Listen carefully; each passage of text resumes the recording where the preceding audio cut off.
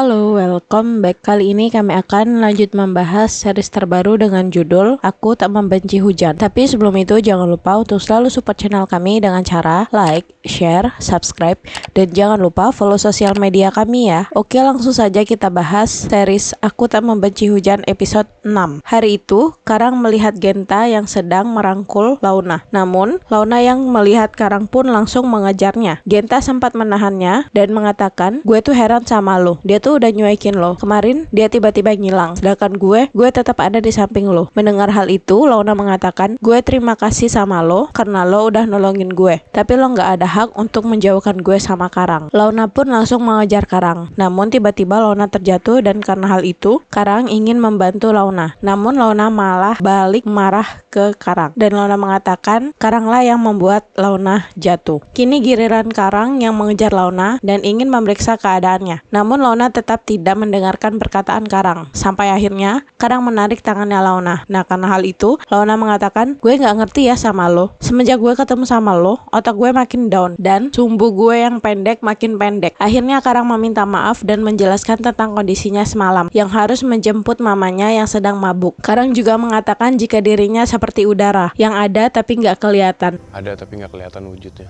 Mendengar hal itu, Launa mengatakan, "Tapi kita butuh udara untuk bernafas. Tapi gue yakin, suatu saat nanti nyokap lo bakal tahu kalau lo itu sayang banget sama dia. Dan nyokap lo itu akan sadar kalau kehadiran lo itu penting, sama seperti kehadiran lo buat gue." Mendengar hal itu, Karang mengatakan, "Lo gak sendirian kok, perasaan gue juga sama ke lo. Lo itu penting banget buat gue." Mendengar hal itu, Launa pun langsung memeluk Karang. Tak lama, teman-temannya pun muncul dan memberi ucapan selamat ke Launa dan Karang. Mereka pun memutuskan untuk merayakan hal tersebut. Namun tidak bagi Karang yang merasa hal tersebut tidaklah perlu. Namun Launa tetap mengatakan, "I love you, Karang, Samudra, dan Eswara." Love you Karang Samudraku.